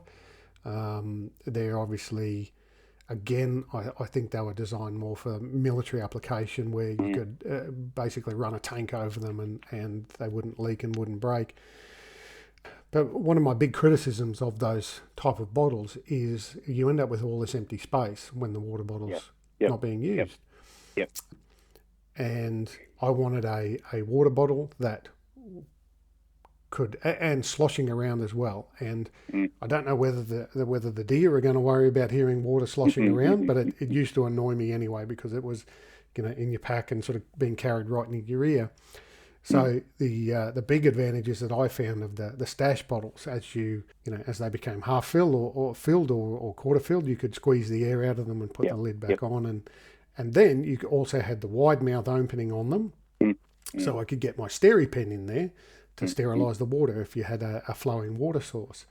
And I don't know whether you actually designed it this way or not, Neil, but there are inserts that the hard bottle manufacturers make, and they actually fit inside the lid as well. For some reason, you've picked a 63 millimeter diameter opening. So these lids, these inserts go in. They're zipper, basically stop you from spilling all over your face. So they're a insert that goes in, and they've got a little wedge out of them, like a pizza with one piece missing. So they will actually fit in there just to help stop you spilling it when you're drinking out of it. All right. No, I didn't know that one. The thread size they've chosen is mainly because Katadyn water filters, their cartridge will also fit quite a lot of the Hydrapak Yeah. soft bottles. Yeah. Although having said that, Hydrapak have now, for this coming summer, have started doing their own filters as well. Although the Katadyn ones will still obviously continue to be available and fit as well. So, yeah, in New Zealand we do Katadyn as well, but we don't do it in Australia. Yeah. Yep. But those anti-spill things, that sounds. Find out more about those. Yeah, I'm sure you'll know the brand that I'm referring to. Mm. Thane, like we were saying, the frustrations we've probably both experienced before about things leaking in your pack, and then the complications that creates. Did you discover Hydrapak through your association with Tightlines, or was this something you knew about beforehand? Oh, I was running those bladders we're talking about, those military bladders. I was running those back in the day, and same sort of thing. And then not really suited for kind of being able to use them as a water reservoir in terms of being able to fill the bloody thing up. So once I came on board with the Tightlines team, it was having access to all those awesome bladders, And then I've got the big 8s, the big water bladders that I use for bulk carrying water, and they come with like little valves and stuff like that, so you can hang them up, and everybody can decant water from them as well. And I've experienced mostly the full range of all those bladders. Same sort of scenario, being able to fill it up with water, have a drink, and then just squash it all back up and then chuck it into a little side pouch. And I've just recently got one of those. I think it's one of the Seekers with the white one, Neil, with the filter on the top of it. And I've used that. I've used that a few times. So I get quite a few questions when I'm filling up down in the stream. Oh, is that okay to drink it? Never ever. New Zealand water, I've never ever had a problem drinking directly out of the stream. But then it made me a bit paranoid. So I asked the team, you have any filters, guys? So I've started using that. Yeah. It happens as people get older. Yeah, mate. Yeah, we get a bit younger, sensitive, mate. A bit susceptible. Bulletproof people, bulletproof, So, but as you get older, you start having all these second thoughts. Oh, maybe he's I can't right. afford to get sick. I've got too much to do at work this week. Yeah. But yeah, I mean those bladders, mate, have just in terms of efficiency, just sort of really revolutionised water carriage. The only time I've had a compromise, I was actually telling Neil about this earlier today, the only time I've had one of those bladders compromised when I dropped my ice axe through the top of it. Yep. Yeah, right on a mission too, mate. Yeah, what a bloody dipstick. What a dipstick, yeah. I mean, that's the only time I've ever had them breach at all. I know I've had, and I use it as a same thing. I run the 3s, maybe a couple of 3s, the Seekers, and then because of their length, they fit perfectly in terms of compartmentalising your weight in your pack when you want to offset that. Just awesome, awesome. You have the luxury of different shapes and sizes and stuff like that, but that long length there falls, onto one side of the pack, so it offsets the pack, the rifle weight as well. So, but yeah, I wouldn't leave home without them, mate. That's the only way I carry water, full stop these days. Yeah. But I also use when I travel a lot for work. I'll take my 2 8s and I'll fill them up with water. I fill them up with water to pack train with. Yeah, so they'll slide in the back of my 30, on the back of my modulus, and that's what I'll use to pack train with. And that 2 8s and a 3. Yeah. You're not going to exactly carry 20 kgs of extra weight on the aeroplane just so you can pack train. So. No, that's right. And I like to, in particularly the red deer hunting we do in Queensland, it's during the hotter part of the year. Not the hottest, but hotter part of the year, so your hydration is always an issue for you. So I like the 1 litre stash containers, because you can put some hydration, electrolyte powder, that sort of thing in there. Put the lid back on, shake it up, and then you've got that to drink as well. I've learnt not to. I ruined a bladder by putting the hydration powder in that. So I've learnt not to do that. Just run plain water in the bladder, but the bottles. Those nozzles love to get gummed up, mate, and get all gammy and horrible. And The fittings as well, that they're just the next level above. I know that's sounding like I'm leg humping a little bit, but I've had other ones where where the hose has been pulled off, and these fittings that just doesn't seem like that's going to be possible. I think you'd have to be extremely unlucky for it to happen anyway. Yeah. I think they were the originators of the click-in type hose systems. That's now used by just about all the brands, and in fact, I think Hydrapak make about another 6 to 8 brands of bladder for other people. So yeah, right. Yeah, they make Ospreys and Salomon. I think Evox, one of the snowboard got all right through the markets. It's, so a lot of our parts will fit other people's bladders. Yeah, and coming back to what you're saying about the filters too, I think you're very lucky there in terms of your water source and so forth. Yeah. In Australia, a lot of when you're in the lower country in the Victorian Alpine, a lot of times you're actually below civilization. So there's ski villages and towns and so forth. So the snow melt, you always run that risk. So I've never been sick, but I have always filtered my water or sterilised it in one way or another when backpacking. I got Giardia once after a trip to the Northern Territory, buffalo hunting. Came back from that, and Giardia happens days after. It takes about 10 days to actually build up in your body. So or even longer apparently. I was sick when I got back, and I didn't link it to being Giardia, from the water. Yeah. But then when I got tested, and it was relatively simple to cure, but obviously horribly uncomfortable during the process. So from then I've always sterilised or filtered water, depending on where it's coming from. There is a new plug-in water filter for the bladders too. So where you plug your hose in, you just click the filter in first, and then you click your hose into the filter. So it's an inline filter? Yeah, inline, yeah. Oh, yeah. Is that the PNP inline filter? Yeah, that's right. The one. Yeah, 1,500 litres or so water. So if you used it every weekend, probably last you 5 years or something. Yeah.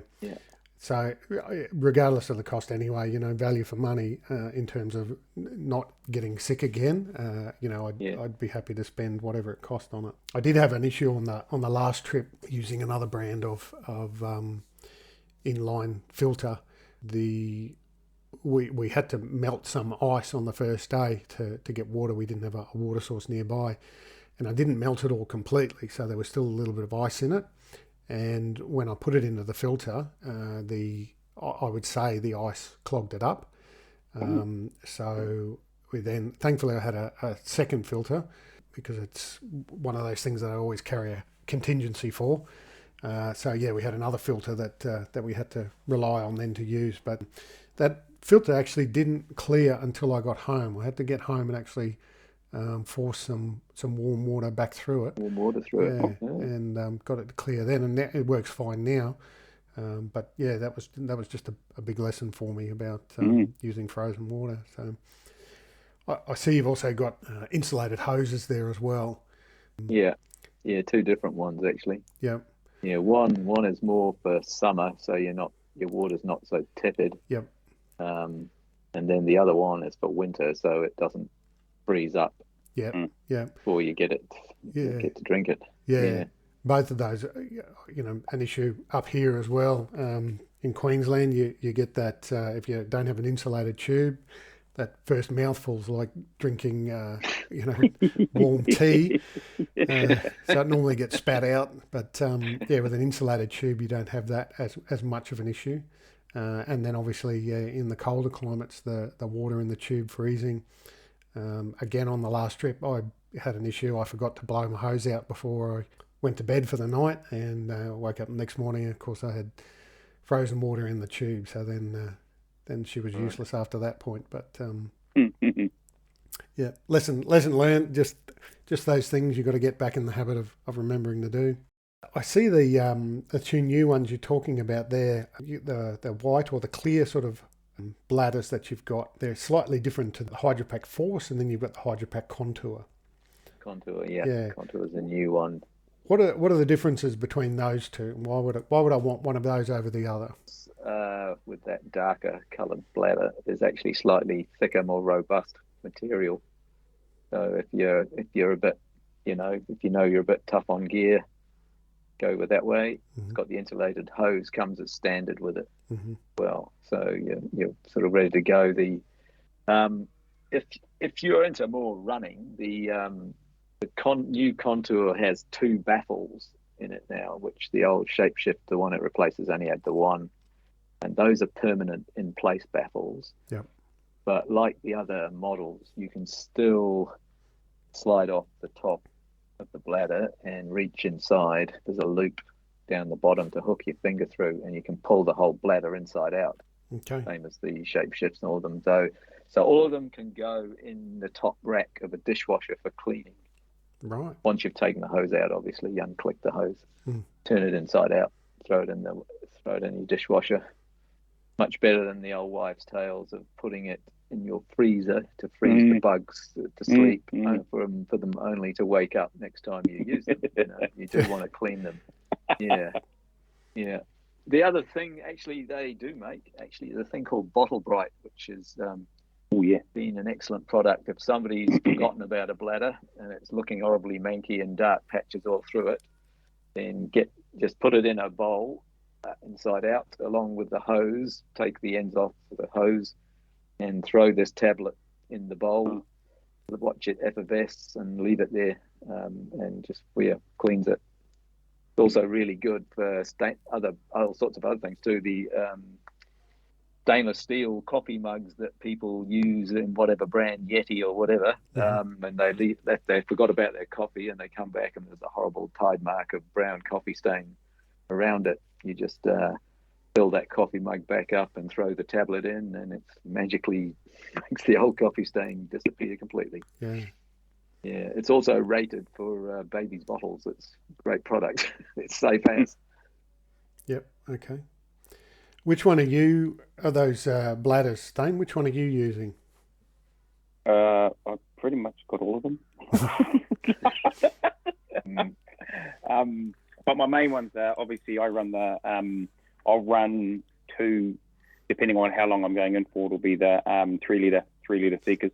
Will be the ones, and then I've just upgraded to get the filter on one of them, just in case I got to go down and retrieve water on a recovery or something like that. But generally, those will do me for an overnighter or 2-day mission, as long as I can get down and resup with some water. But if we're on the bigger missions, I'll take the 3 in with water in, but I'll take the 8 empty to resup the 8 and leave the 8 at camp. Yeah, and then I have sort of utilised the smaller bottles, but I tend to carry these days a collapsible cup and a couple of sachets of Unsmart that we use as well, just for rehydration and just powering up to get out of the block back to the car, that sort of stuff. So I've sort of got it down packed to what works for me. I generally don't have a bladder in the back of my pack and hydrate all the time. I've sort of trained myself to train and walk dry. I try and optimize my water when I get to the blind,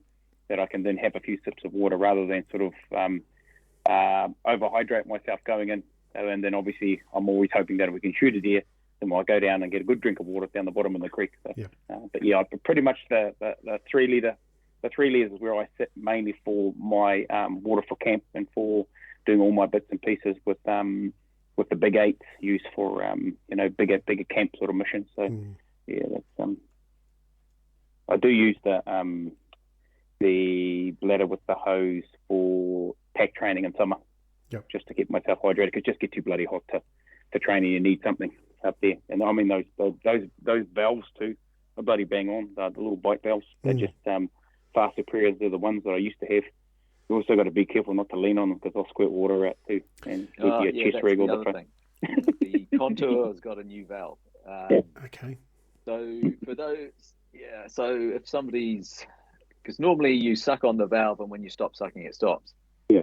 And that's fine until somebody puts their pack on top of yours in the back of the ute. and that hits the valve, and it just dribbles all your water all out. So now they have a separate lock-off on the contours, so you can absolutely stop any accidental discharge of all your precious water.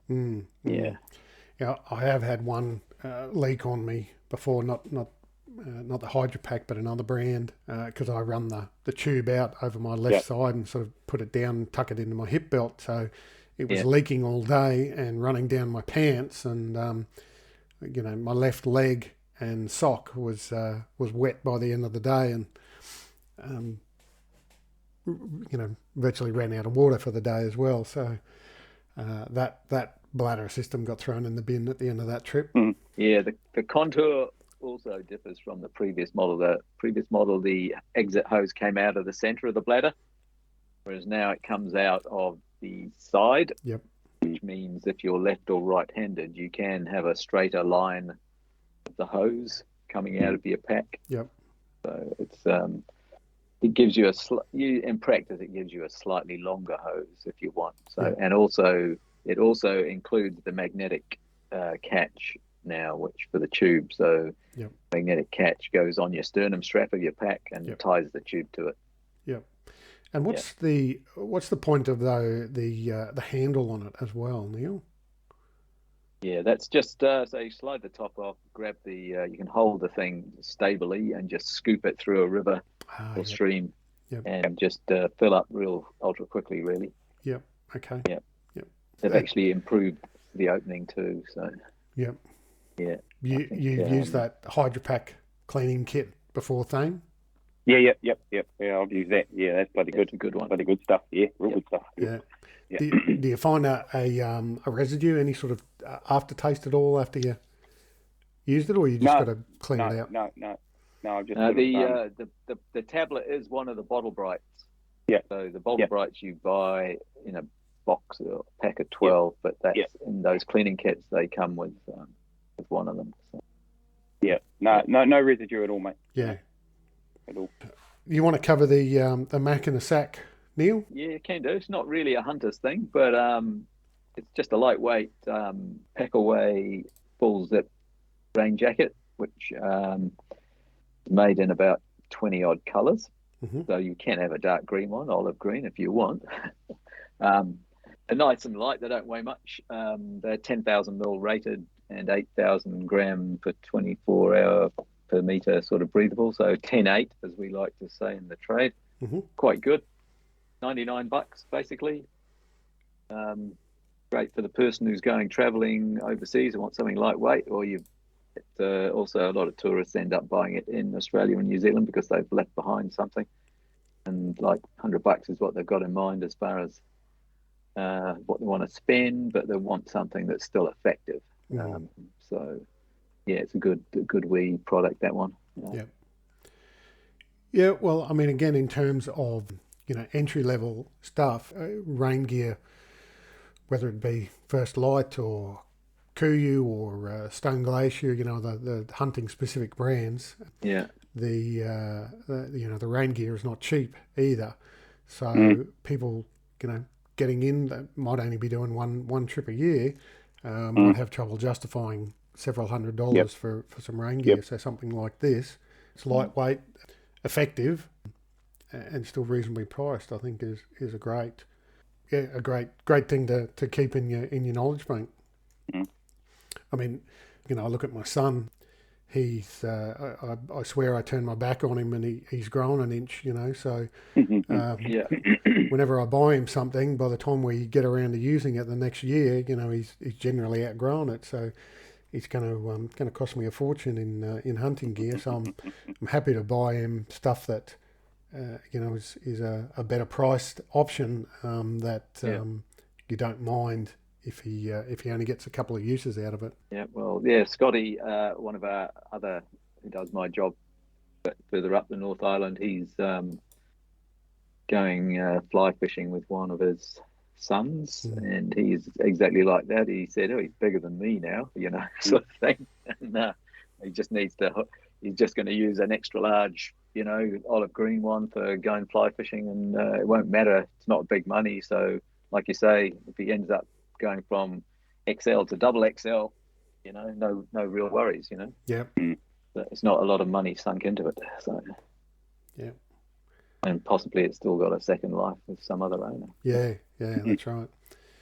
Yeah, you can give it away to someone with kids, who are a bit younger, so you know that they're going to rebirth it. Yep. Any other big news that you want to disclose?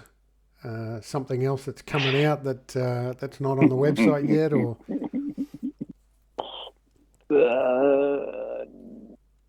No, I can't do anything. I can't say anything else about anything at the moment.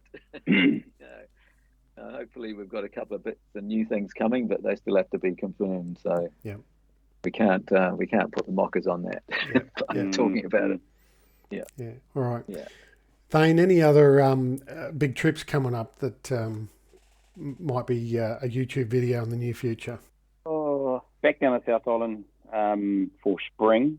Take one of my good old mates back down there to shoot his first tar as well, and then obviously it becomes a bit of a challenging time of the year because I'm sort of cut between fly fishing and bloody hunting. So, but into the car week is to chase seeker deer the next couple of weeks as well. But yeah, other than that, it's pretty much out there local, just back out to the local spots and just sort of working on skills. So I'm going to try and do a few collabs with a couple of other YouTubers in that as well, just to sort of help their brand and just sort of add a different dimension to the channel. So, but yeah, I mean, that's pretty much the day in the life of a YouTuber brand ambassador. Guy needs all the follows, likes, all that sort of drama, So I can say in the good light, good books with the Tightlines, Yeah, you got to balance out the family life and that sort of thing as well with everything. Yeah, so. No, definitely.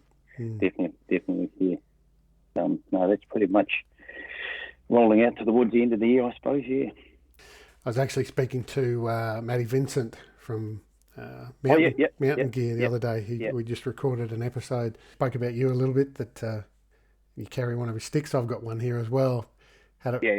Yeah. Bought it many years ago when I had the trip over there planned, and so I've only had the opportunity to sort of use it over here at this point. But so I know you're an advocate of them. Yeah, funny. I said to him from the beginning. I said, dude, if anyone's going to use your stick till it's down to zero, it's going to be me. He didn't believe me. And then so the original Spike, the Series 1s, they're like this. Yep. I showed him the other day, it's like this. Yeah, right. Yep. He said, bullshit, you filed that down. I said, no, dude, that's just me training with it. Yeah.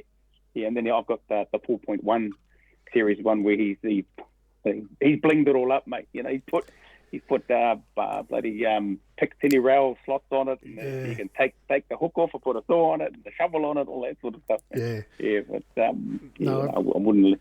I've got the Series 2 was one that I got. So it's still got the fully welded head. But it's not the first version he brought out apparently. So I thought I had the first version, but yeah. All right. Guys, thanks very much.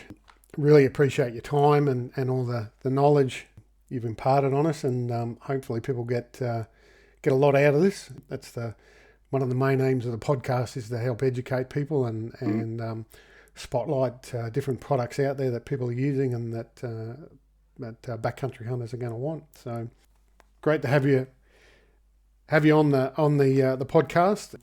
Thane, I know we've got another conversation coming up in a couple of weeks, so I'm looking forward to that again too. Neil, it was great meeting you at the Wild Deer Expo. I do remember you and I had a conversation, and you promised that you were going to organise to get Thane out to the one next year. Thanks,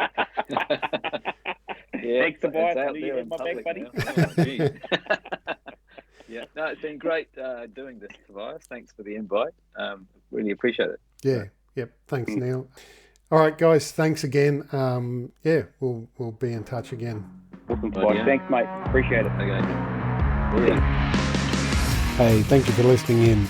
If you'd like to contact me for a chat, pass on any feedback, or have some ideas for future podcasts, please reach out to me on Instagram at Australian_hunting_backcountry or email australian.hunting.backcountry backcountry@outlook.com.au. For now though, please look after yourselves and your mates.